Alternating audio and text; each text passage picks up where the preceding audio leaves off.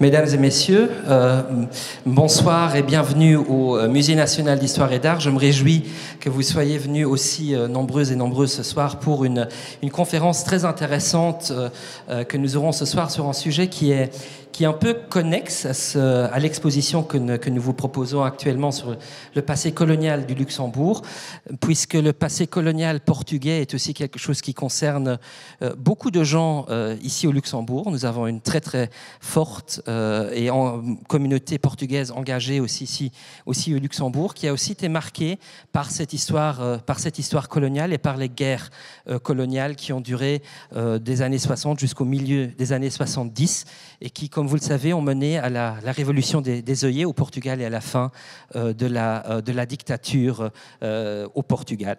Et c'est donc pour moi un immense honneur d'accueillir aujourd'hui soir Irene Frunza Pimentel, qui est venue exprès de Lisbonne aujourd'hui pour nous présenter cette conférence ce soir.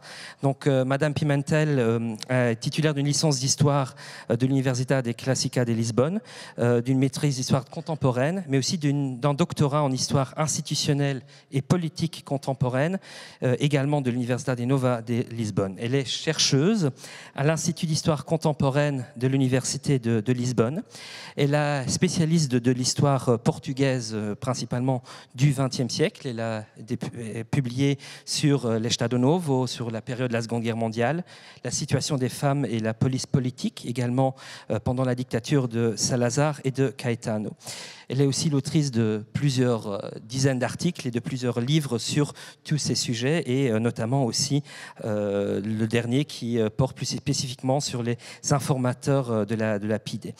Madame Pimentel n'est pas une inconnue à Luxembourg, puisqu'elle est déjà venue à plusieurs reprises, si je ne me trompe pas, pour des conférences, et a aussi contribué à des recherches ensemble avec les archives nationales, dont je salue la directrice ici présente, dans le cadre notamment d'une publication réalisée qui s'intitule en portugais « Le train du Luxembourg, les réfugiés juifs que le Portugal n'a pas sauvés en 1940 », qui a été publiée en 2016 au Portugal.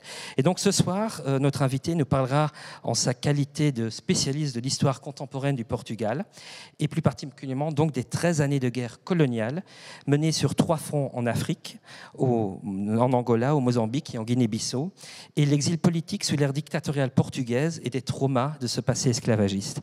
Et je vous rends également attentif à l'interview de notre conférencière de ce soir, que vous pouvez relire dans le Muséomac, donc que vous trouverez quelques exemplaires ici à la sortie de la salle, et également à la loge avant de sortir du musée. Et il ne reste donc plus que souhaiter la bienvenue également à notre conférencière et à lui laisser la parole. Merci.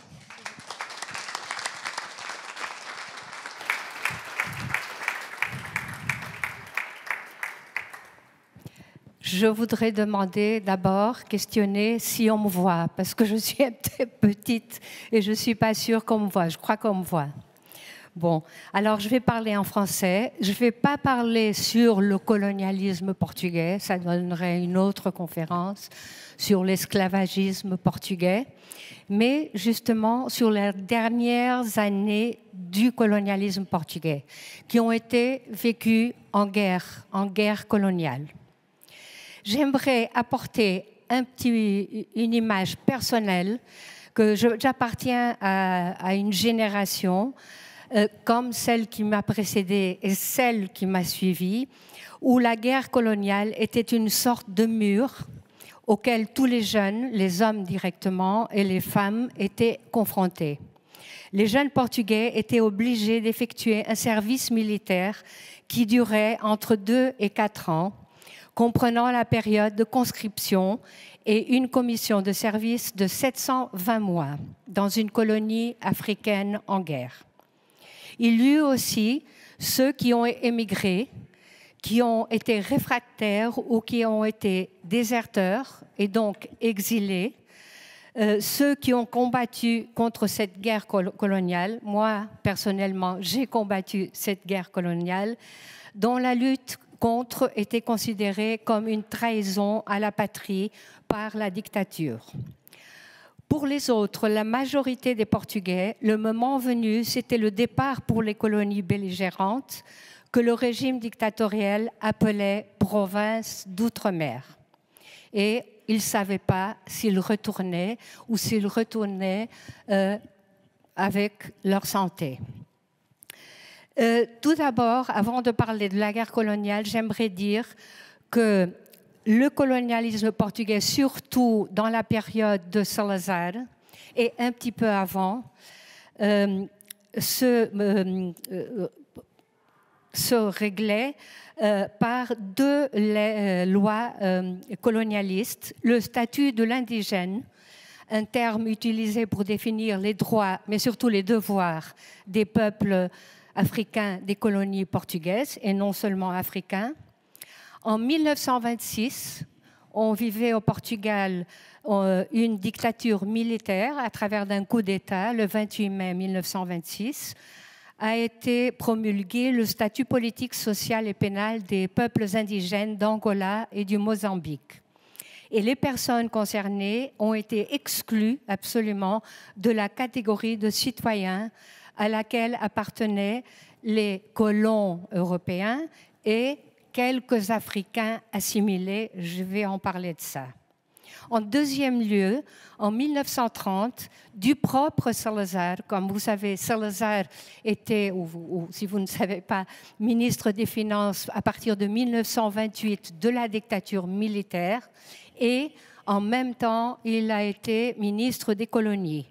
Et c'est lui qui a promulgué l'acte colonial en 1930, qui définissait les formes de relations entre la soi-disant métropole, c'était comme ça qu'on parlait, et les colonies portugaises pendant toute la période qui a précédé l'État nouveau. L'État nouveau, normalement, on le dit à partir de 1933, à partir de la constitution de Salazar lui-même. Alors, l'acte colonial était fondé sur les principes de l'inviolabilité de l'intégrité territoriale, pardonnez-moi mon français, du nationalisme impérialiste et de la mission catholique civilisatrice du Portugal en tant que pays occidental, chrétien et européen. L'ensemble des territoires appartenant au Portugal avait le nom d'empire colonial portugais, et la métropole devenait l'arbitre suprême, notamment dans les relations économiques entre colonies et l'ensemble colonial.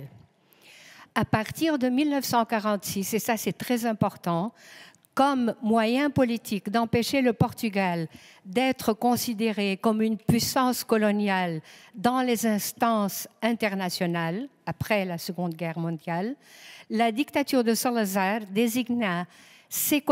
a commencé à désigner ces colonies comme provinces d'outre-mer. Et l'empire colonial, l'outre-mer, c'était le terme.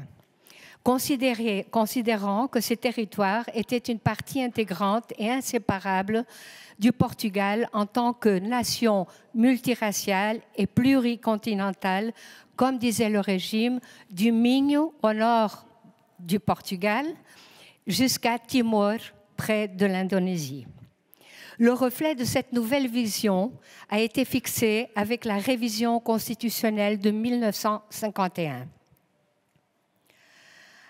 En 1954, une nouvelle loi, le statut des peuples indigènes portugais des provinces d'outre-mer, de Guinée, d'Angola et du Mozambique, visait l'assimilation des peuples indigènes, c'était le terme, à la culture coloniale occidentale. Il y avait 3 groupes de population qui ont été établis. Les indigènes, le terme était comme ça, les assimilés et les colons blancs. Pour être assimilés, il fallait démontrer savoir lire et écrire, s'habiller à l'occidental, professer la même religion que les Portugais, la religion catholique, et maintenir des, je cite, normes de vie et de coutumes similaires à celles des Européens, pour pouvoir jouir des droits interdits aux peuples autochtones non assimilés. Ce qui est très important, c'est que ce statut de l'indigénat a été aboli en 1961. Vous allez voir pourquoi, par le ministre Adriano Moreira, le ministre d'Outre-mer, justement avec le terme, qui a introduit des réformes pour permettre un accès plus complet à la citoyenneté portugaise et aux droits inhérents. Tout d'abord, en deuxième lieu, j'aimerais dire que la guerre ou les guerres en Angola, en Guinée et au Mozambique, je vais parler de guerre, mais généralement on dit les guerres, c'est plus facile parce que c'était dans 3 colonies, avaient des noms différents. Dans les pays indépendants, Angola, Mozambique, Guinée, qui se sont affranchis du colonialisme portugais, ils disent que les guerres ont été de libération nationale, à partir desquelles se sont édifiées les nouvelles nations une fois colonisées par le Portugal. Mais au Portugal, selon l'espace idéologique et politique de ceux qui s'y réfèrent, donc si on était pour le gouvernement portugais de la dictature ou le régime portugais de dictature, on disait la guerre d'outre-mer. Pour ceux qui s'opposaient à cette guerre, les personnes disent guerre coloniale. C'est comme ça que je vais l'appeler. En 1974, ce qui est très important dans les guerres coloniales ou la guerre coloniale portugaise, c'est que grâce à elle, mais pendant beaucoup de temps, 13 ans, le Portugal est devenu une démocratie. En 1974, par le coup d'État du 25 avril et après la révolution qui s'est suivie et qui a fait la transition du Portugal d'un régime dictatorial et colonialiste pour une démocratie.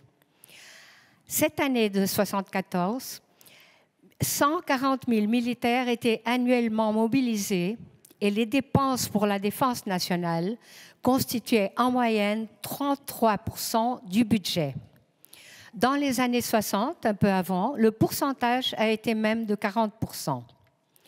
La guerre coloniale, qui a duré 13 ans, en Angola, 11 en Guinée et 10 au Mozambique, a absorbé près de 10% de la population portugaise et plus de 90% de la jeunesse masculine. Je ne sais pas si on dit mâle ou masculine, mais...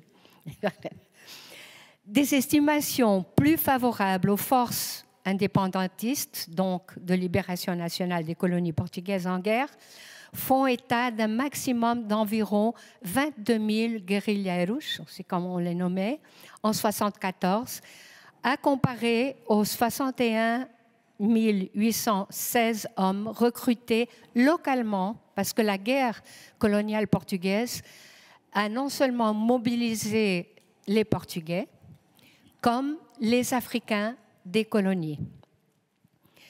C'est à peu près 61 816 plus exactement. Ces forces devaient être rejointes par des paramilitaires et des troupes spéciales composées pour la plupart aussi d'Africains, ce qui donnerait un rapport de 3 pour 1 avec les mouvements de libération nationale. Pendant les 13 années de guerre, selon les chiffres officiels portugais, 8 831, je dirais à peu près 9 000 soldats et officiers sont morts.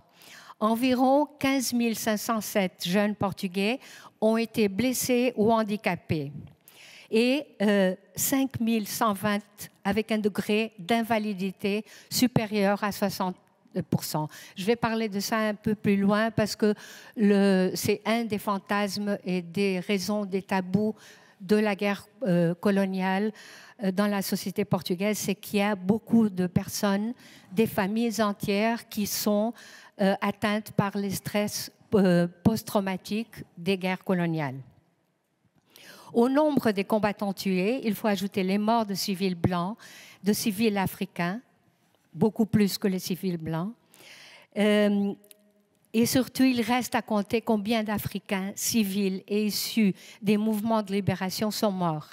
Pour vous dire que presque 50 ans ou 50 ans après le début de la guerre, c'était l'année passée, on n'a pas encore des chiffres sur les Africains. Mais il y a des nombres qui diraient qu'ils ont atteint au moins 100 000. Mais c'est des nombres qu'on fait statistiquement avec... on ne sait pas vraiment. Bon, troisième point. La guerre a commencé en 1961 en Angola. Je trouve que cette exposition a beaucoup d'intérêt et aussi pour ce que je vais dire en ce moment. Parce que si je devrais faire un préambule sur la guerre en Angola, je devrais parler du Congo et de l'indépendance du Congo en 1960 et qui est son expression dans cette exposition. 1961, les vents de l'indépendance sont arrivés en Angola. C'était un annus horribilis, pas pour la guerre la reine d'Angleterre, mais pour Salazar. Parce que c'était l'année où il y a eu un navire qui a été pris par des oppositeurs portugais, un avion qui a été dévié. Je pense que c'était le premier avion qui a été dévié au monde. Il y a eu aussi l'invasion par l'Union indienne, l'invasion vue du côté portugais, des territoires de l'État portugais en Inde, de Goa, de Mao et d'Io. Mais surtout, l'Angola. L'Angola était la perle, pas de la couronne, mais du régime colonialiste. L'année a commencé par un massacre perpétré par des autorités coloniales d'un salarié africain de la Cotonang, la compagnie du coton, à Baixa do Cassange, district de Malange, en réponse à des manifestations de salariés qui réclamaient l'abolition du travail forcé. Je ne vais pas parler sur ça, mais il y avait le travail forcé, de la culture obligatoire du coton et des conditions absolument pénibles de travail. Dans la répression militaire qui a suivi, y compris des bombardements par l'armée de l'air portugaise, jusqu'à 7000 Africains ont été tués. Évidemment, la dictature n'a rien dit et la censure a complètement ignoré ce massacre. À Luanda, la capitale de l'Angola, l'action anticoloniale eut lieu un mois plus tard, le 4 février 1961, où à peu près 200 jeunes des deux mouvements de libération nationale, l'Union des peuples d'Angola de Holden Roberto et le mouvement populaire pour la libération de l'Angola, MPLA d'Agostinho Neto, ont essayé de prendre la radio et surtout la prison et libérer les prisonniers africains. La répression a été absolument terrible. Les autorités portugaises ont dit que 40 insurgés ont été tués. On sait que beaucoup plus, et c'est déjà étudié en ce moment. Et surtout, ce qui s'est passé au lendemain, c'est que pendant environ un mois, des colons blancs et des forces policières et militarisées ont déclenché une violente répression dans les quartiers de Luanda, les Musek. Le 16 février, le gouvernement portugais annonce que la révolte des cotonniers dans la région du Cassange a été pacifiée, sans préciser que cette paix avait eu lieu après la mort de nombreux Africains et que les événements ont duré jusqu'à mars 1961. Le 15 mars, de la frontière et la région du Dembush, au nord de la colonie, des éléments de la tribu Bakongo, sous la direction de Upa, de Holden Roberto, ont mené une insurrection dans laquelle environ 1 million de colons blancs et 6 000 Africains à leur service ont été massacrés. Presque 1 millier de civils portugais, et plus le triple, ont été tués dans ces massacres. Et ça a été la censure a laissé passer, évidemment, ces massacres dans la presse portugaise et ça a donné un argument pour que Salazar, le 13 avril, assume le portefeuille de la défense nationale, il était le chef du gouvernement, et déclare dans un discours à l'Assemblée nationale, et je cite, « Marcher rapidement et en force vers l'Angola est l'objectif qui met à l'épreuve la décision de capacité du gouvernement portugais. » En raison de cet ordre, le contingent militaire portugais en Angola s'élevait déjà à la fin de 61 à 33 000, 55 000 hommes en 65 et 65 000 en 1971, à peu près. Les forces militaires portugaises, évidemment, ont répondu au massacre dans le nord d'Angola de Upa avec une grande violence. Et le 9 août, l'armée est entrée à Nambuangongo, procédant à des massacres de représailles. Ainsi commença la guerre coloniale qui a entraîné près de 800 000 jeunes portugais pendant les 13 ans et à peu près 500 000 Africains intégrés aux troupes portugaises. Avec une population de 9 millions d'habitants, le Portugal a dépensé 5 fois plus d'efforts humains en Afrique que celui employé à la même époque par les États-Unis d'Amérique au Vietnam. Les événements d'Angola ont été d'abord considérés par le régime comme une affaire de police et non une guerre. Donc, il y avait des personnes qui faisaient du désordre et la police est intervenue. Je trouve c'est intéressant de voir que, par exemple, il y a une guerre en ce moment de la Fédération russe qui ne fait pas la guerre, elle fait une intervention spéciale, un cas de police comme Salazar avait dit en 61 et ses militaires. Il y eut en Angola 3 mouvements de libération, le MPLA que j'ai déjà cité, le UPA et l'UNITA. L'UNITA a été un mouvement, une scission de UPA et en 1966, il a commencé son activité de guerre. Mais plus tard, ils ont fait un accord avec la police politique portugaise et les autorités portugaises parce que l'ennemi principal était l'autre mouvement de libération, MPLA.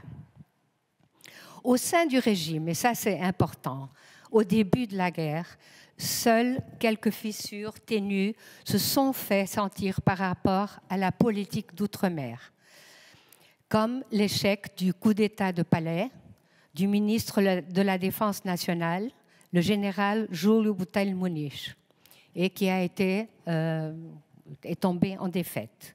On peut dire que jusqu'en 1974, l'essentiel de la hiérarchie des forces armées et de l'Église catholique, les élites économiques, financières et rurales ont soutenu la guerre coloniale.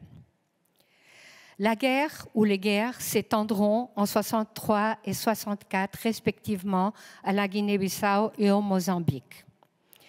Seulement pour dire que au Guinée-Bissau, le mouvement de libération s'appelait le PAIGC, Parti africain pour l'indépendance de la Guinée et du Cap-Vert, parce que beaucoup des membres comme Amílcar Cabral, qui a été le secrétaire général de ce mouvement, était issu des îles du Cap-Vert, de l'archipel du Cap-Vert.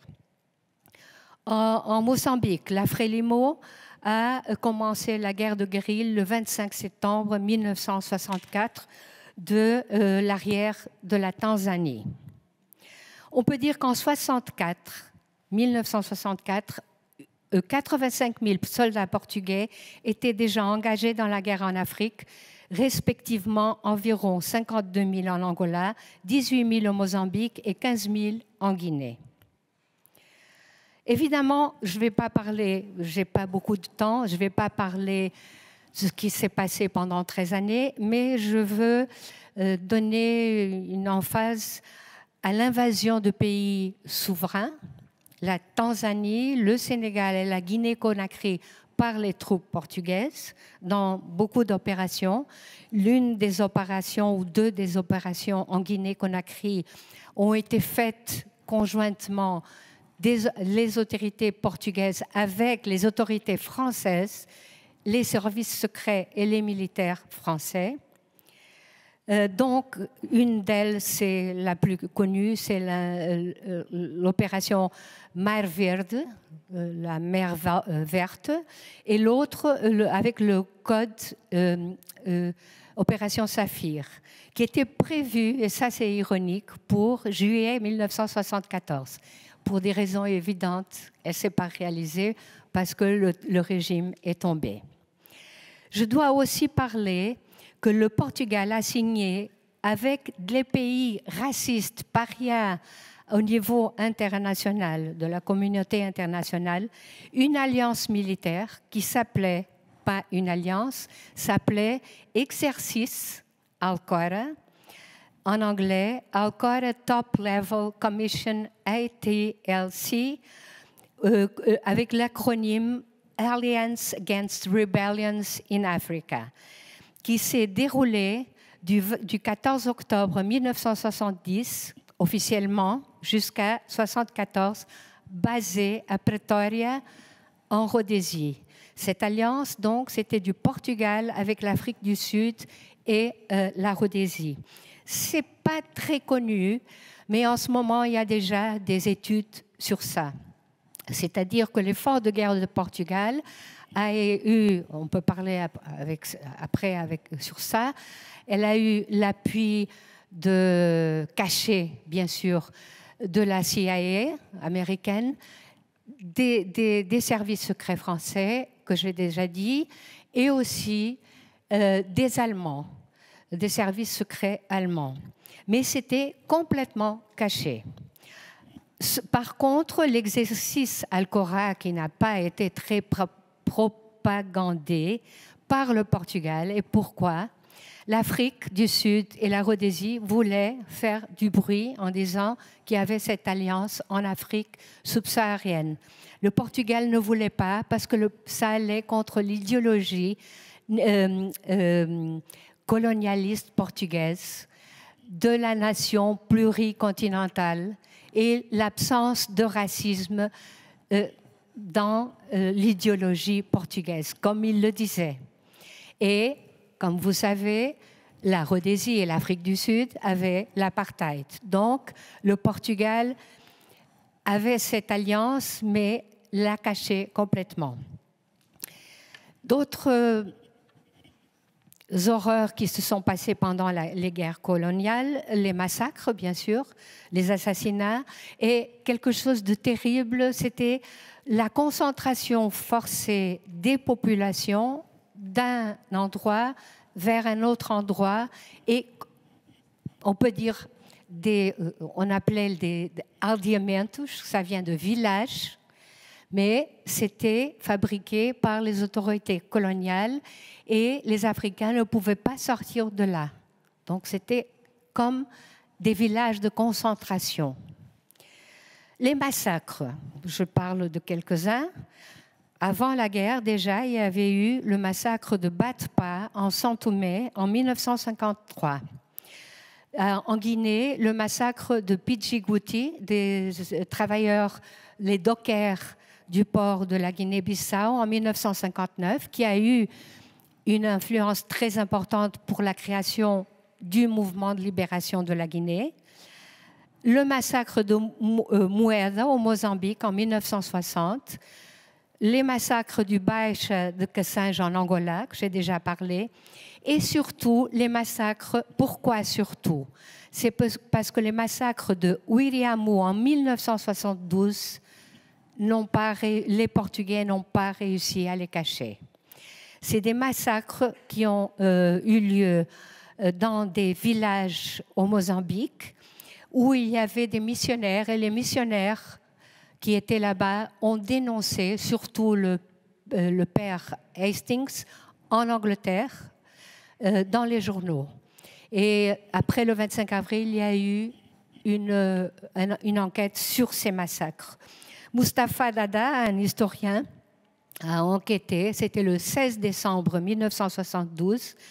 Il a dit qu'il y a eu à peu près 385 morts, 118 morts à Chawara, c'était des petits villages, 55 à Joaou, 41 à Ouiriamou, 104 à Djemous et quelques-uns, qu'on ne sait pas le nombre, à Riachou. Le massacre, toutefois, a anéanti un peu plus de 28% de la population totale des 5 villages touchés. Assassinat de dirigeants des mouvements de libération. Bon, le 3 février 1969, Eduardo Chivano Mondlane, le secrétaire général de la Frelimo du Mozambique, a été assassiné en Tanzanie par une bombe placée à l'intérieur d'un livre par un élément de la police politique portugaise, PIDS, DGS à l'époque. Le 20 janvier 1973, j'avais déjà parlé d'Amílcar Cabral, a été assassiné aussi par les forces portugaises et avec des dissidents du PAIGC. Ça a été aussi une politique de diviser pour régner de la part des Portugais. Je fais un saut, je parlais du Salazar. Salazar, comme vous savez, a eu un accident avec une chaise longue et il a dû être opéré et il a été remplacé par Marcelo Caetano. Mais la dictature portugaise et la guerre coloniale et le colonialisme ont continué. Salazar mourra seulement le 27 juillet 1970 sans voir le pape Paul VI désavouer toute sa politique coloniale lorsqu'il reçoit au début du mois en audience spéciale les dirigeants des mouvements de libération des colonies portugaises. Maintenant, en deuxième point, j'aimerais parler du service militaire des réfractaires et des déserteurs. Pendant la période de Marcelo Caetano, donc à partir de 68 jusqu'à 74, la culture des jeunes, plus ou moins politisée, intègre de plus en plus un rejet de la guerre coloniale. On peut dire que l'opinion publique, à partir de 1965, commence, parce qu'au début, l'opinion publique majoritairement appuyait la guerre coloniale. À partir de 1965, il y a un renversement de cette position. Surtout pour les jeunes obligés d'effectuer un service militaire d'une durée comprise entre 2 et 4 ans, comme je vous ai dit, et avec l'obligation d'aller dans les colonies en guerre. Donc, l'action politique contre la guerre coloniale a été sévèrement punie par le gouvernement avec l'incorporation dans une compagnie disciplinaire de Penamacor et la mobilisation sur les différents champs de bataille. En 1969, 2 diplômes ont puni ceux qui ne faisaient pas le service militaire et surtout les déserteurs. Mais l'état-major général des armées lui-même affirma qu'en mai 1971, 25% du nombre total d'inscrits n'avaient pas fait leur service militaire. En Europe, beaucoup se sont installés, surtout en France, mais aussi dans les pays nordiques et en Hollande, aussi ici au Luxembourg, mais très minoritairement. Ont été créés des comités de réfractaires et de déserteurs pour aider. En France, au Danemark, en Suède, où vivaient environ 130 déserteurs portugais. Il faut dire que la Scandinavie, le Danemark et la Suède ont appuyé les déserteurs portugais, comme ils ont fait avec les déserteurs américains de la guerre du Vietnam. Au début des années 70, dans un Portugal de plus en plus isolé diplomatiquement, la pierre angulaire des différentes oppositions portugaises, surtout des jeunes, était la manière dont la guerre était gérée. Les groupes les plus radicaux de gauche défendant qu'on déserte avec les armes, quelquefois, certaines organisations. Je voudrais maintenant parler un petit peu de l'importance de la guerre coloniale dans notre démocratie. La guerre coloniale, en 1973, dans le but de combler le manque de candidats à l'académie militaire, évidemment. Les gens savaient qu'ils allaient de commissions, faisaient beaucoup de commissions dans les colonies. Il n'y avait plus de candidats à l'Académie militaire. Donc, le régime, et surtout le ministre de la Défense, a fait une loi très importante, le 13 juillet de 1973, où les officiers de carrière considéraient leurs droits en jeu, car les aspirants qui étaient entrés à l'Académie militaire, les miliciens, en 1960, les professionnels de l'Académie militaire, qui étaient entrés en 1960, pouvaient être dépassés par d'autres qui étaient des miliciens et qui avaient fait leur service militaire en 62. Donc, il y a eu une lutte corporativiste, on dit comme ça, entre les officiers du cadre permanent, donc les professionnels, qui ont demandé le retrait de ce décret, répandant l'objection également à ceux des civils du cadre spécial. C'est pour ça que le 25 avril commence à Bissau. Le 18 août 1973, au club militaire, une première réunion des officiers militaires se réunissent, une réunion clandestine pour savoir que faire contre ce décret. À Lisbonne, 3 jours plus tard, une réunion s'est tenue aussi avec ces militaires. Et le 9 septembre 1973, avec la présence de 136 capitaines et lieutenants de l'armée et de l'armée de l'air. La marine a suivi après. Très rapidement, la situation sur les 3 théâtres d'opération en avril 1974. L'émergence de missiles solaires en Guinée et au Mozambique ont privé les forces portugaises du seul et dernier avantage qu'ils avaient laissé de suprématie aérienne. On parle beaucoup maintenant aussi de suprématie aérienne dans cette guerre entre la Fédération russe et l'Ukraine. Le régime colonialiste et ses forces armées avaient atteint un point de rupture parce que les militaires savaient que dans une guerre subversive, il n'y a pas de victoire militaire. C'est les capitaines qui ont dit ça. Mais il y a des défaites politiques qui sont après imputables ou qu'ils ont craint qui seraient imputables aux militaires. C'est pour ça que, par exemple, au Mozambique, en Angola et en Guinée, les autorités coloniales, avec la connaissance de Marcelo Caetano, le chef du gouvernement, ont commencé à sonder les mouvements de libération africains. Au Mozambique, il y a eu même une tentative, comme la Rhodésie, parce que ça fait frontière, d'une indépendance blanche.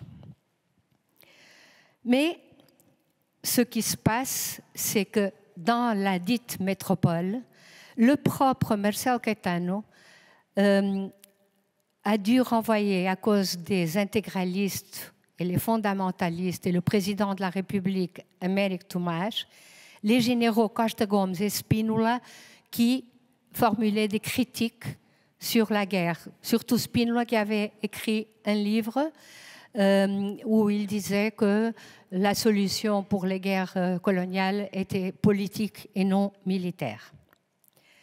Donc, Marcelo Caetano cherchait des solutions négociées. Il y avait des tentatives néocoloniales et d'indépendance blanche.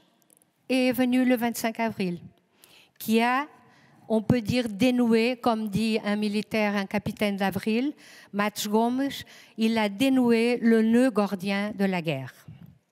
Pourquoi? Parce qu'il y avait une relation intime entre le processus qui a instauré le régime démocratique et la guerre coloniale à travers la figure des militaires qui ont ouvert la voie au Portugal au changement politique. Ce sont les mouvements de libération africains qui, en infligeant une défaite politique au Portugal, finissent paradoxalement par le libérer du fardeau d'être une puissance colonialiste et, bien sûr, dictatoriale. Seulement pour dire que l'indépendance de la Guinée a été déclarée le 10 septembre 1974, du Mozambique 25 juin 1975, Cap-Vert 5 juillet 1975, Saint-Thomé et Príncipe, où il n'y avait pas de guerre, 12 juillet 1975, l'Angola 11 novembre 1975. Malheureusement, il y a eu une guerre civile après en Angola. Le Timor-Leste, qui a proclamé unilatéralement son indépendance la même année de 1975, a été immédiatement envahi et occupé par l'Indonésie. Donc, plus tard, le Timor récupère son indépendance. Je ne sais pas si j'ai combien de temps, parce que j'aimerais parler des questions de l'histoire et de la mémoire au Portugal, parce que je pense que c'est aussi important ici au Luxembourg, où il y a une population portugaise assez grande, et même ça a à voir avec cette exposition très belle et que j'appelle tous pour qu'ils regardent. Il semble que le passé de la guerre coloniale hésite à passer au Portugal. Il y a des signes que cette situation est en train de changer, mais il y a un tabou sur la guerre coloniale. Il y a un silence, un pacte de silence qui a été signé.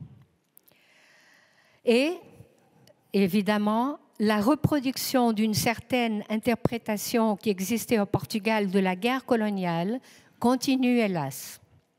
Un conflit qui a eu lieu en raison, à l'époque, d'un devoir patriotique, malgré le rapport que la défaite à la guerre entretient avec l'instauration de la démocratie dans le pays.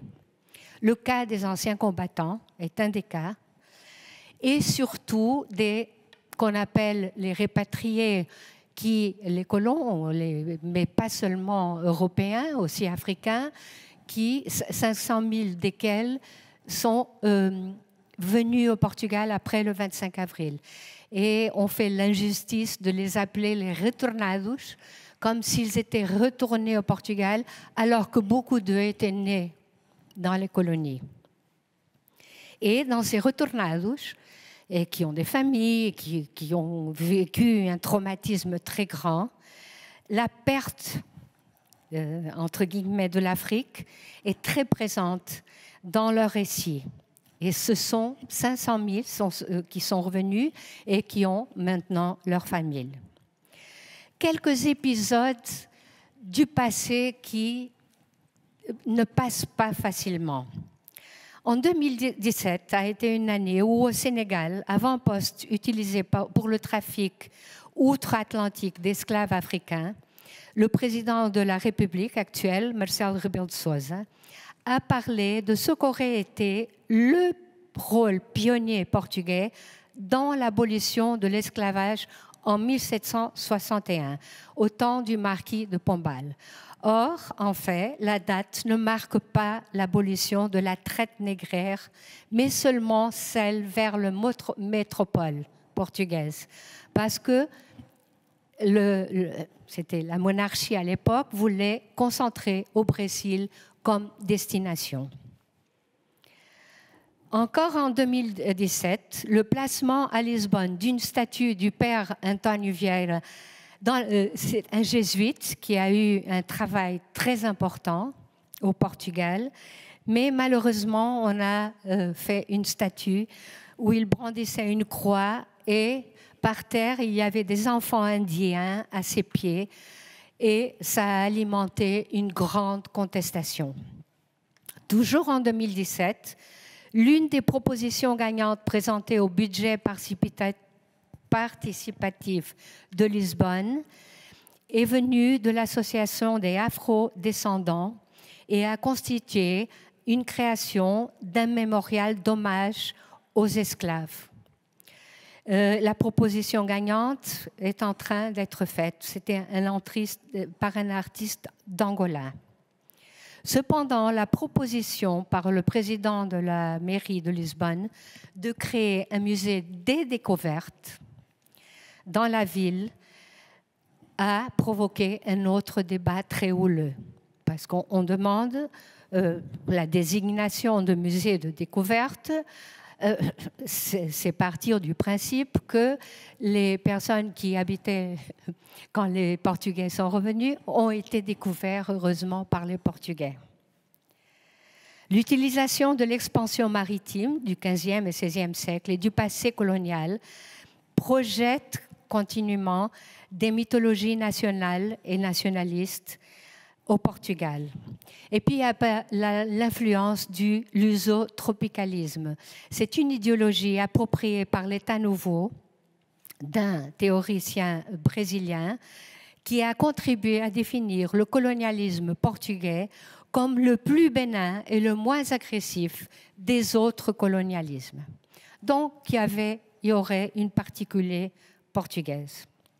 Le discours de Marcelo Rebelo de Sousa, le même président, le 25 avril de l'année passée, 2021, a causé une certaine surprise parce qu'il concentre exclusivement sur une analyse de l'histoire et de la mémoire du passé colonial. Ce qui est important, c'est qu'on ne s'y attendait pas beaucoup. Il a évoqué la nécessité d'étudier le passé et de tout décortiquer, même les côtés noirs, à contre-courant des visions glorifiantes de l'Empire. Mais, en même temps, il a alerté contre le danger de l'automutilation globale excessive de l'identité portugaise. Les polémiques ont continué à surgir. Par exemple, à la place de l'Empire, près du couvent de Jerónimos, dans le gazon, il y avait des symboles colonialistes, et il y a eu des manifestations pour que ces symboles soient retirés. Après, il y a eu un commando africain, Marcelino da Mata, qui est mort. Et c'était un commando africain qui a servi dans les troupes portugaises en Guinée et qui a massacré les Africains des mouvements de libération. Il y a eu des éloges à la société portugaise et bien sûr aussi des contre-éloges ou alors contre les éloges. Après, il y a le Padrão dos Descobrimentos, un monument qui est dédié aux découvertes et qui est le prototype, une copie de l'exposition d'un monument qui existait en papier mâché en 1940 dans une exposition impériale de Salazar. Et il y a beaucoup de gens, il y a quelques gens qui considèrent que le Padrão dos Descobrimentos devrait être détruit. Moi, je n'ai pas cette solution. Je pense que l'histoire, on ne peut pas l'effacer et le Padrão est là. Et je pense que ce qui est intéressant, c'est ce qui s'est déjà passé l'année passée.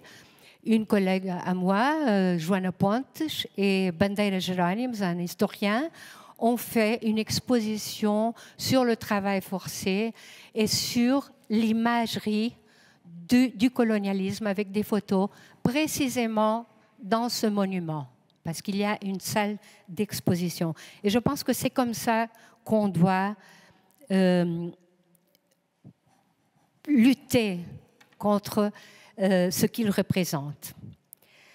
Vis-à-vis des moments traumatisants, un petit peu de théorie du passé, il y a deux attitudes qui peuvent surgir. Toutes deux sont négatives. D'une part, et je prends Paul Ricoeur, le philosophe, l'absence de mémoire et d'autre part le trop-plein de mémoire.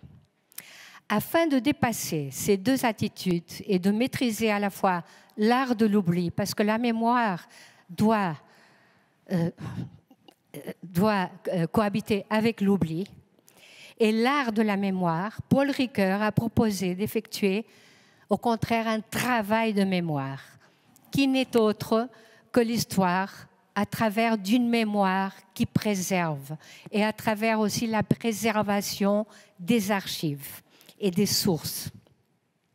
Il ressemble au travail de deuil, ce travail de mémoire selon Paul Ricoeur, qui peut être de nature historiographique, artistique, littéraire, et qui est véhiculé par la génération post-mémoire, qui à la fois prévient l'oubli total des événements, et fait aussi qu'on ne se souvient pas tout le temps de tout, et traite les expériences traumatisantes que la mémoire véhicule.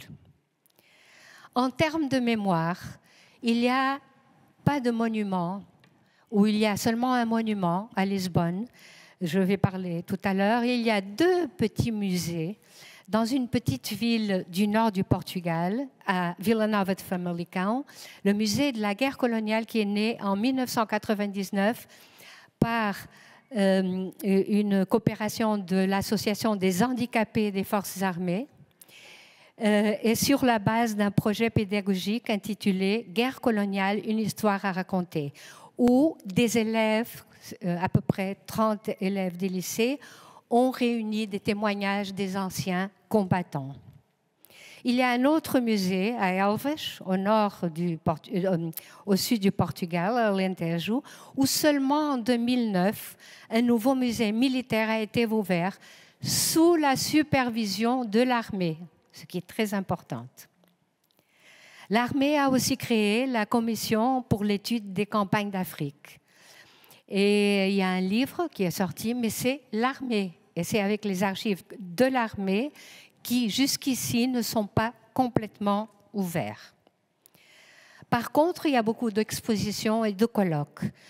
Je ne vais pas parler de toutes ces expositions, mais par exemple, je viens de voir cette année une exposition au musée de l'Aljube, c'était une prison politique à Lisbonne, où 2 anthropologues ont fait l'exposition « La guerre guardada », la guerre qui est gardée, et qui est fait à travers des albums de photographies de vétérans des combattants des guerres coloniales.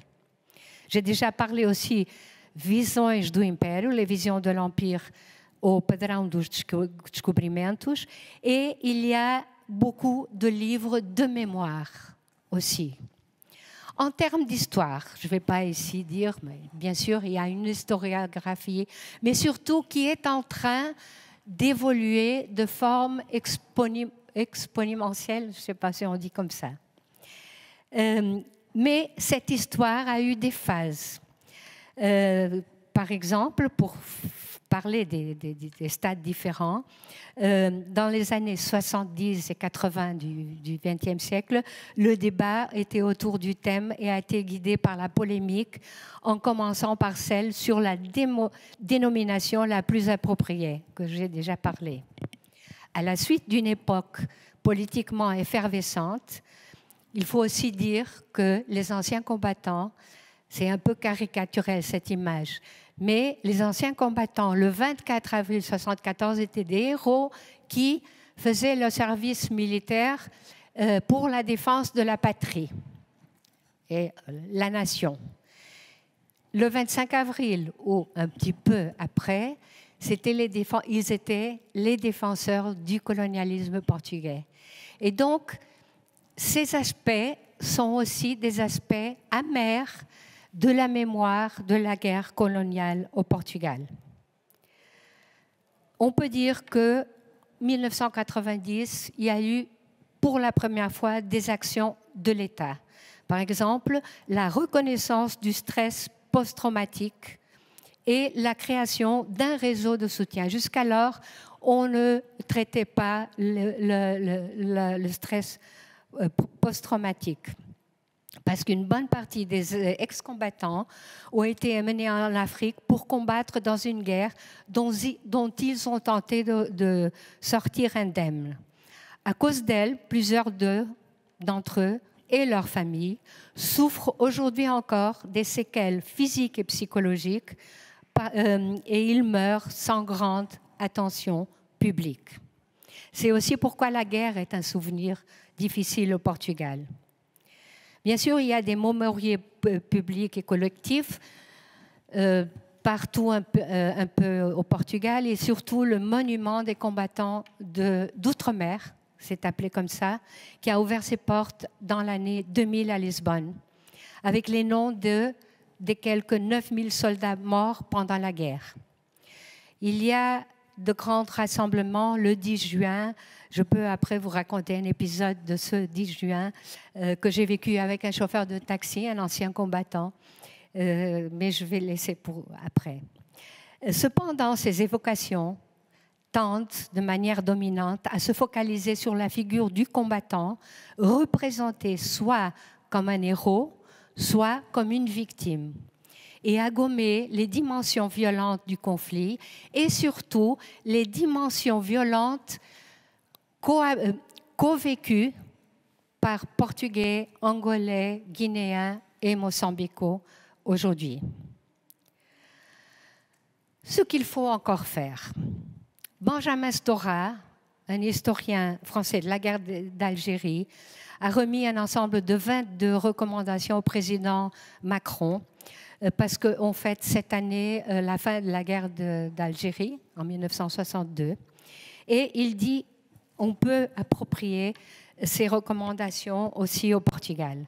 Parmi quelques-unes de ces recommandations, je cite la clarification de certains massacres et crimes commis, l'ouverture des archives militaires, l'impulsion d'une enquête commune avec les populations et les historiens des anciennes colonies sur le passé commun, le renouvellement des programmes scolaires, la promotion d'expositions et de colloques sur la guerre sous ses multiples visages. Et, par exemple, au Portugal, il manque des lieux de mémoire, des musées. Il n'y a pas de musée central du colonialisme ou même de la guerre coloniale. Et il y a beaucoup d'espaces qui devraient être des musées. Par exemple, tous les camps de concentration et les prisons en Afrique, à Tarrafal, un camp de concentration au Cap-Vert, São Nicolau, une prison en Angola, le camp de concentration de Machava en Mozambique, l'île des Poules, des Galinhas, en Guinée-Bissau, ainsi que les sièges de la police politique qui était le service informatif des forces armées. Et en raison du rôle du Portugal dans leur création, c'est en grande partie à lui de fournir un soutien matériel selon les pays ex-colonisés. Un autre problème que Benjamin Stora a cité est l'ouverture totale des archives militaires. Quand j'ai fait ma thèse de doctorat sur la police politique, je voulais en fait faire une thèse sur la guerre coloniale. Et je n'ai pas réussi parce que beaucoup de sources étaient encore non ouvertes, non disponibles par les structures militaires. Depuis lors, c'est vrai que le ministère, les archives de l'ex-ministère de la Défense ont ouvert et disponibilisé leurs sources. C'est aussi très important qu'on fasse un réseau d'archives en ligne intégrant non seulement les archives du Portugal, mais celui de toutes les anciennes colonies, les PALOP, on dit, les pays d'expression portugaise. Il y a aussi la nécessité de préserver les témoignages des hommes qui ont fait la guerre, qui ont déserté, mais aussi des femmes qui ont accompagné ou non en exil et en Afrique leurs maris ou leurs familiers. Il faut aussi faire l'histoire des marraines de guerre. Le mouvement national féminin, c'était un mouvement féminin au service de l'effort de guerre du colonialisme portugais, et mettre en place un centre de documentation avec toutes ces archives, avec une archive de documents écrits et surtout d'histoire orale, parce que les personnes, les anciens combattants, ou sont déjà morts ou vont mourir très rapidement. Et je pense que tout ça est concentré, évidemment, toutes les mémoires. Aussi, les mémoires ont des questions de classe, parce que la majeure partie des mobilisés en Afrique étaient des soldats, qui, beaucoup d'eux avaient la 4e école primaire. Et donc, eux, ils n'ont pas laissé de mémoire. C'est plutôt les officiers qui laissent maintenant des mémoires. Donc, l'archive orale, des témoignages oraux, est très importante au Portugal. Évidemment, continuer avec l'associativisme des anciens combattants, mais surtout avec une liaison avec les pays africains qui n'existent pas. En termes de justice aussi, on doit penser à ça. Toutes les questions qui sont en discussion maintenant. Est-ce que l'État portugais doit pardonner? Est-ce qu'il doit y avoir une commission de vérité sur les massacres des anciennes colonies? C'est juste, et maintenant je termine, je m'excuse parce que je pense que j'ai un peu outrepassé. C'est juste que faire l'histoire et contribuer à sa mémoire peut guérir les traumatismes laissés par les guerres coloniales. C'est comme ça que je les appelle, qui affectent encore aujourd'hui de nombreux ex-combattants et leurs familles. Selon l'essayiste, le penseur Eduardo Lourenço a dit en 2014, et je cite, « Le nouveau gouvernement, il veut dire les gouvernements de la démocratie, après le 25 avril, s'est purgé de la culpabilité historique puisque tout a été mis sur le compte de Salazar ou de Marcel Caetano. Et Salazar pour le compte de personne. » Selon lui, Lourenço, le désastre de la guerre coloniale, et je cite, « lu à l'envers est devenu l'acte fondateur de la nouvelle démocratie portugaise. Et actuellement, l'identité politique portugaise est fondée sur le silence d'un désastre dont la reconnaissance officielle n'est que progressivement revendiquée. » Il est vrai que l'histoire, littérature et les autres arts ont fait un travail extraordinaire et continuent à le faire avec les nouvelles générations. Mais il faut dire qu'il n'y a aucune équivalence entre les crimes commis des deux côtés. Cette équivalence non seulement remet en cause le contexte colonial dans lequel se déroula la guerre, mais ne résiste pas non plus aux preuves historiques. La rupture avec la dictature s'est faite en instaurant un étrange pacte de silence sur la guerre, en choisissant de ne pas affronter un passé alors très récent, après le 25 avril, dans lequel les atrocités typiques d'une guerre en terre coloniale avaient été commises avec des massacres de population, un traitement brutal des prisonniers et un lien très efficace entre l'armée qui a fait le 25 avril, les troupes spéciales de commando et la police politique. Et je vous remercie de l'attention.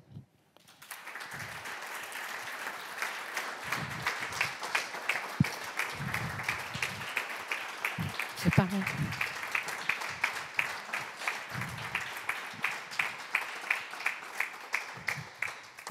Merci beaucoup, Madame Pimentel, pour cette conférence passionnante et qui, en tout cas, je parle pour moi, mais je pense, au vu de l'applaudissement que vous avez reçu, des applaudissements que vous avez reçus, n'est pas du tout apparu comme trop long, bien au contraire. Je pense que nous aurions encore pu vous écouter encore pendant un certain temps.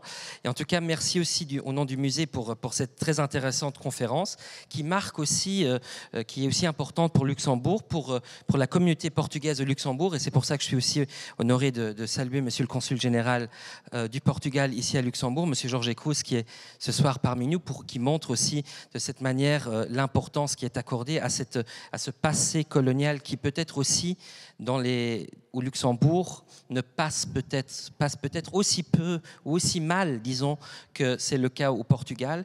Au Luxembourg, une très forte communauté portugaise, mais aussi, jusqu'à une période assez récente, la plus grande communauté extra-européenne vivant au Luxembourg était les Capverdiens. Aujourd'hui, ils ont été dépassés par les Chinois dans les statistiques, mais nous avons beaucoup de Capverdiens de deuxième et de troisième génération ici au Luxembourg.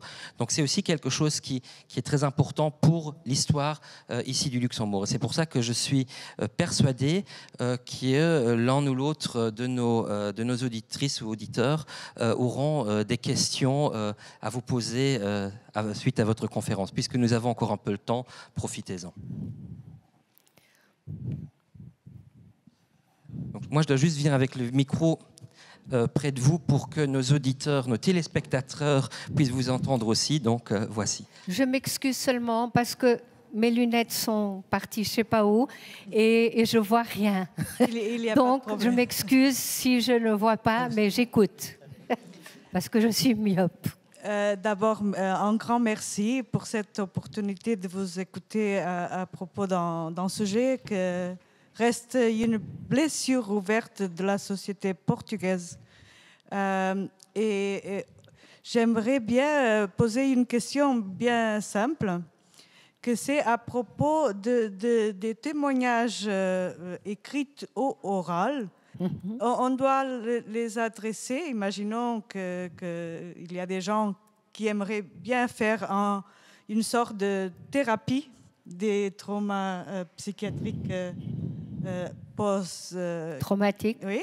Et ils devraient s'adresser directement au Musée national d'art ou au centre que vous avez parlé, qu'il y aurait un centre international, non? Non.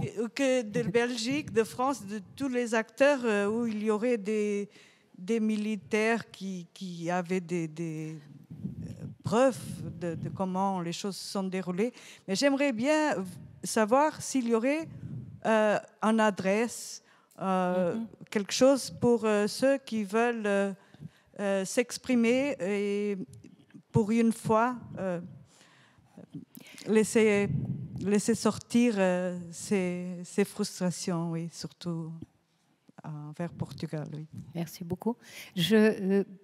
On attend d'autres ou je réponds? Vous pouvez répondre. Bon, il n'y a pas un centre proprement dit. Ce qui s'est passé, et ça aussi a une histoire, c'est qu'en 1974, le stress post-traumatique n'existait pas en tant que concept. Et c'était un psychiatre portugais, Afonso de Albuquerque, qui a fait un travail très important. Il était un opposant à l'ancien régime, il a été prisonnier politique, et il a même fait, la première chose qu'il a fait, c'est que, curieusement, c'était sur le stress post-traumatique, qu'il n'a pas appelé comme ça, des prisonniers politiques qui avaient été soumis à la torture de la police politique.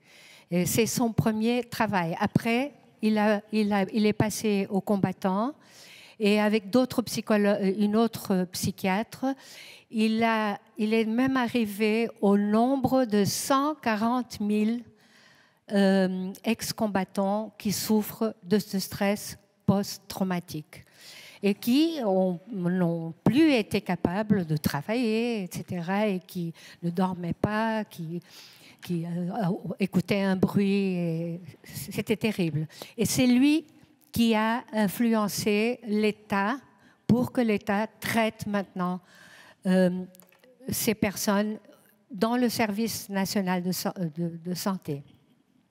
Mais il n'y a pas un endroit, pas une adresse que je peux vous dire.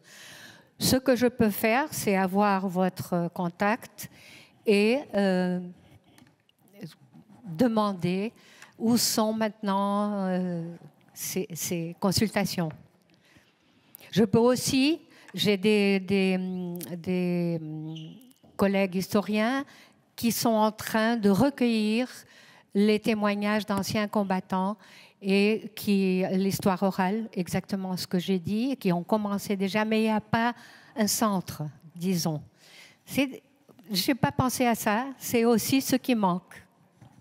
Un centre où on peut se diriger facilement et qu'on voit sur l'Internet. Très bien. Merci pour la question. Donc encore une indication par rapport à un passé qui est très traumatisant pour beaucoup de gens et où encore beaucoup de choses restent à faire. Madame Kierps. Oui, merci Dr Pimentel pour cet exposé qui explique d'une façon très claire des événements compliqués et des enchevêtrements de mouvements et de contre-mouvements. En tant qu'archiviste, bien sûr, je m'intéresse au côté archivistique et je vous remercie pour le plaidoyer que vous avez tenu pour les archives. Donc, je n'ai pas très bien compris. Vous avez fait des recherches et vous parlez souvent d'aspects de la recherche qui doivent être approfondis.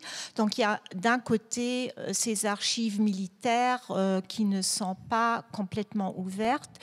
Si j'ai bien compris, il y a aussi des archives de la police secrète, la PID, c'est ça. Donc il y a les archives de la PID qui, je crois, sont quand même aux archives nationales. Mais quelle est la situation générale de ces archives? Est-ce qu'il y a des archives encore dans les pays concernés, en Angola, au Mozambique? Et quelle est la position du Portugal par rapport à ces archives qui existeraient encore, je ne sais pas, dans les pays concernés? Merci. Merci beaucoup aussi. Vous savez, pour nous, les historiens, les archives sont précieux. Alors, les archives militaires ne sont pas encore tous ouvertes. Mais je pense que c'est une question de temps. Je n'ai pas parlé d'une date très importante que j'avais ici, mais j'ai pensé que c'était déjà un peu trop long. C'est les 50 années du 25 avril, dans 2 années, qui ont déjà commencé. Parce que cette année, on a déjà vécu 48 ans de démocratie, aussi longuement que 48 ans de dictature. Donc, pour fêter cette question, les commémorations vont commencer. Et les 50 ans vont être en 2024. Et je pense que ça va être un moment très important aussi pour les questions de l'histoire de la guerre coloniale, des archives, de l'ouverture, parce qu'il y a, les commémorations sont au niveau de l'État et les historiens aussi vont être revendicatifs. J'ai déjà commencé à l'être et la personne qui est une historienne, une collègue à moi, Ina Sierzola, qui vient d'être nommée justement. Et je voudrais dire que sur les archives portugaises, il y a la question des militaires, qu'à l'époque, quand j'ai fait mon doctorat, je n'ai pas pu consulter. Mais récemment, j'ai consulté les archives de la Défense nationale, du ministère de la Défense nationale, qui sont extraordinaires. Parce qu'au Portugal, on n'a pas eu de guerre. Donc, on a eu les guerres coloniales. On n'a pas vécu la Deuxième Guerre mondiale parce que le Portugal était neutre. Il n'y a pas eu de disparition. Les disparitions ont été faites par le régime dictatorial et par la censure. Avec le 25 avril, les archives de la police politique sont ouvertes, pas immédiatement, mais sont déjà ouvertes aujourd'hui. Quelques archives ont disparu. Dans les colonies, et je peux parler de ceux qui ont disparu parce que c'est où je fais ma thèse de doctorat, c'était sur la police politique. Et j'ai aussi essayé de voir ce qui s'est passé avec les archives de la police politique en Angola, Mozambique et Guinée. Donc, les destins ont été un peu différents. En Angola, beaucoup des archives sont revenues au Portugal dans cette période avant l'indépendance. Au Mozambique, non. Ils ont été détruits.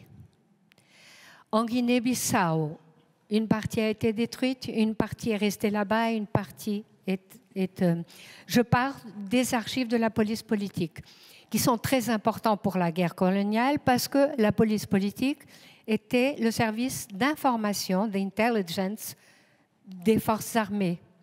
Et ils étaient comme ça avec les militaires. Militaires les mêmes qui ont fait une partie, qui ont fait le 25 avril.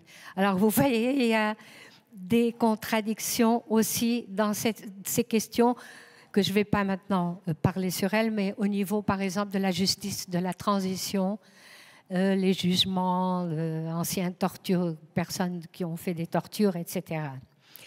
Mais en même temps, on a les meilleures archives de la police politique, on peut le dire.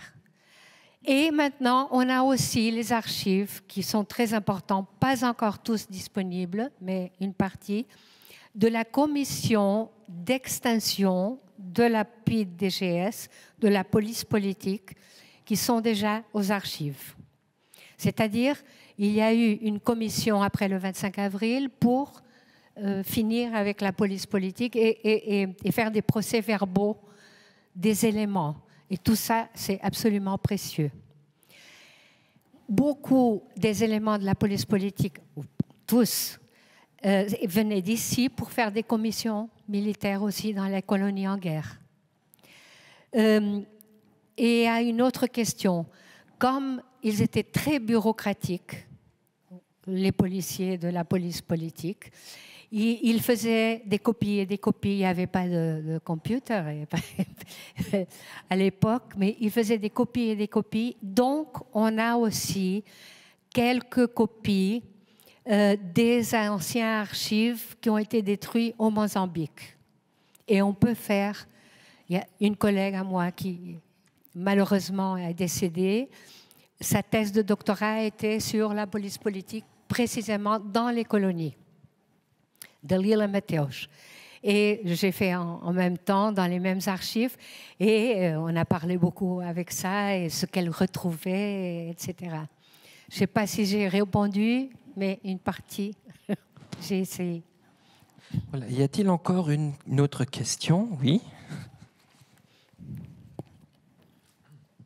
Merci, bonsoir. Merci de cette conférence si intéressante. Je me demandais si l'indépendance du Congo belge a pu influencer au déclenchement des guerres coloniales en Angola et aussi en Mozambique surtout. Absolument, surtout en Angola. Et puis le Congo, Léopoldville et Brazzaville ont été aussi dans la guerre coloniale parce que le Portugal, par exemple, a appuyé Tchambé, a essayé à payer l'autre, le prêtre Massamba, non, comment il a... Oui, à Brazzaville. Oui, a appuyé pour renverser les gauchistes, comme il disait, de Brazzaville. Ils ont aussi eu une politique de négociation avec le Congo-Kinshasa, avec Mobutu, parce qu'il faut dire que les chemins de fer portugais étaient très importants aussi pour le Congo, la Tanzanie, la Zambie, etc. Et donc, le Portugal a beaucoup joué avec ça. Je suis en train de faire maintenant une recherche sur la police politique et les agences secrètes des démocraties. Et c'est très intéressant de voir comment le Portugal avec la Belgique, enfin le Portugal colonial encore en guerre, la Belgique néocoloniale, la France néocoloniale, comme ils ont fait des opérations conjointes au Congo.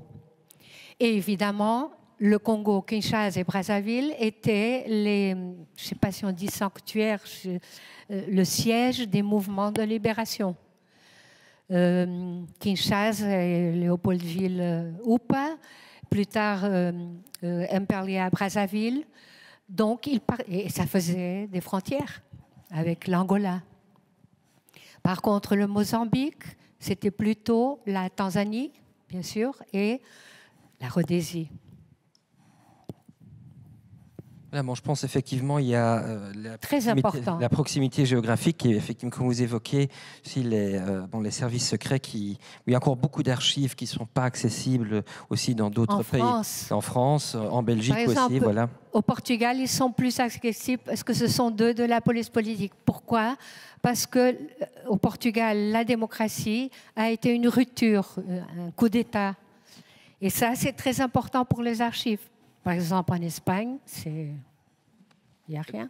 J'aimerais bien un peu juste rebondir, parce que moi, ce qui m'a toujours étonné dans l'histoire coloniale portugaise, c'est en fait que ces guerres coloniales prennent place à un moment donné où pratiquement l'ensemble des autres colonies asiatiques dès les années 1940, la fin des années 40, oui. Et pour les colonies d'Afrique, des années 1950 à 1960, sont déjà, la plupart des autres puissances européennes ont abandonné l'idée d'un empire colonial. Est-ce que cela n'a pas influencé quand même aussi certaines... Est-ce que c'était quand même connu au Portugal? Est-ce que ça n'a pas eu une influence politique, ce qui se passait dans les autres colonies à ce moment-là? en 46-47, déjà au Portugal, ils ont commencé à parler de les provinces d'outre-mer. C'était justement pour que aux Nations Unies, ils ne disaient pas que le Portugal n'était pas colonialiste.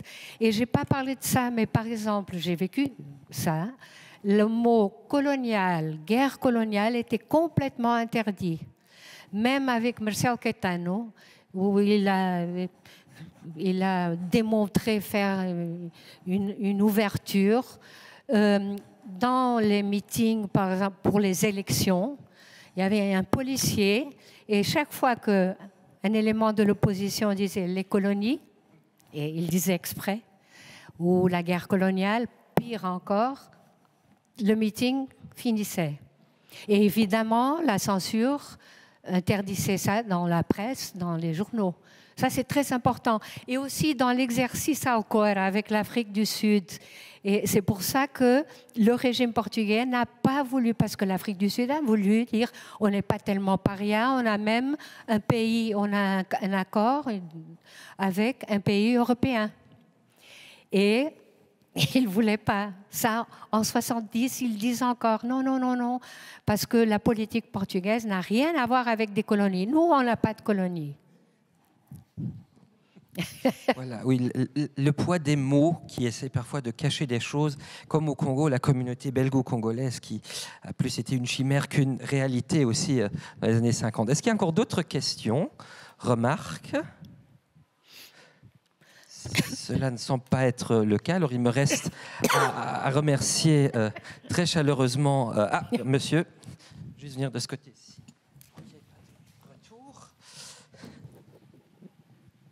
Merci mille fois, madame. Juste une question. Pendant les guerres, c'était Afrique du Sud et aussi Portugal et d'autres pays africains contre presque tout le monde. Les États-Unis, l'Union soviétique, presque tout le monde. Et personne parle aux États-Unis de ça. C'était incroyable qu'il y a un homme colonial qui est vraiment comme Jefferson Davis. Quoi? C'était l'ancien président des États Confederate en Amérique pendant la guerre civile. Salazar, comme dictateur, était plus ou moins comme Jefferson Davis. Et je voudrais savoir s'il y a des liens entre le stade Nova, oui, l'État nouveau, oui, et les gens d'extrême droite aux États-Unis et d'autres pays. En ce moment, c'est une autre question complètement différente, et c'est pas une question historique parce que c'est une question du présent. Je voudrais dire seulement, du point de vue historique, que les relations portugaises, américaines, des États-Unis, étaient très mauvaises à l'époque de Kennedy. Même la police politique, elle disait, en ce moment, on ne dit rien, on ne passe pas d'informations à la CIA. Après, ils ont passé, bien sûr. Avec Nixon, la relation était très bien. Pourquoi? Parce que les États-Unis, évidemment, c'est un pays qui s'est rendu indépendant et qui avait cette politique de défendre l'autonomie des pays colonisés. Et à la période de Kennedy, Salazar voulait seulement voir Kennedy au dos. Bon, il a réussi, pas parce qu'il l'a fait, mais parce qu'il a été assassiné. Il y a des relations entre l'extrême droite et les États-Unis, c'est ça? Moi, j'ai compris. Si à l'époque, il y a eu des relations entre l'Estado Novo et l'extrême droite aux États-Unis, qui à l'époque défendait encore la ségrégation raciale aussi aux États-Unis, qui n'avait pas encore été abolie depuis très longtemps. Vous savez, le Portugal était très isolé à l'époque de la dictature. Je ne pense pas qu'il y ait eu des relations avec formelle et officielle avec l'extrême droite. Je sais que l'extrême droite, et il y a eu un mouvement très important qui a été siégé au Portugal, la Ginterpress, je ne sais pas si vous avez entendu parler, c'était des anciens de l'OAS qui se sont réfugiés en Espagne et après au Portugal et qui ont fonctionné avec l'appui de l'État portugais et de la police politique portugaise. C'était des représentants d'une internationale d'extrême droite et qui avaient des relations très, très importantes avec l'extrême droite, évidemment, espagnole, qui était en dictature, surtout européenne, française et italienne. Cette Ginterpress, en 1969, du Portugal a collaboré avec les terroristes d'extrême droite italiens qui ont mis des bombes à Milan et à Rome en 1969. Et ça, on a découvert beaucoup plus tard. Bien sûr, la Ginterpress a été effacée le 27 avril, je crois. Parce qu'on a eu, les militaires ont vu les archives de la PID et ont dit non, il y a cette organisation, parce qu'on ne savait pas. C'était une agence de presse. Au niveau de groupes d'extrême droite, il n'y avait pas besoin d'avoir des groupes d'extrême droite au Portugal, mais il y avait, toutefois, parce que c'était un régime d'extrême droite. Mais c'est vrai que Salazar a éliminé les fascistes portugais en 1933. Et comment il a éliminé? Il les a prohibés, interdits. Et pourquoi? Parce que c'était des rivaux. Il voulait un fascisme à l'italienne et à l'allemande. Et le Portugal, ce que la dictature de Salazar disait qu'était une dictature portugaise, nationale. Il y avait un nationalisme très important. Et bon, c'était ça. Je ne peux pas beaucoup répondre sur... je pense que c'était surtout avec les Européens, qui venaient beaucoup au Portugal, qui applaudissaient ce que Salazar faisait. C'était la dernière potence coloniale en Europe, qui s'est terminée seulement en 1974. Oui, il y avait une extrême droite internationaliste, on peut le dire, parce qu'ils sont aussi des internationales, qui sont venus au Portugal, qui ont écrit sur le régime portugais, et ont écrit il y avait surtout des Français, des anciens vichistes qui se sont exilés au Portugal. En tout cas, je pense que toute cette histoire, c'est aussi à la période de la décolonisation. C'est tellement millefeuille avec tous des liens, des histoires parfois compliquées. C'est parfois comme un polar quand on essaie en tant qu'historien de plonger là-dedans. Des fois, je me sens très compliqué. Je me sens en train de lire un polar.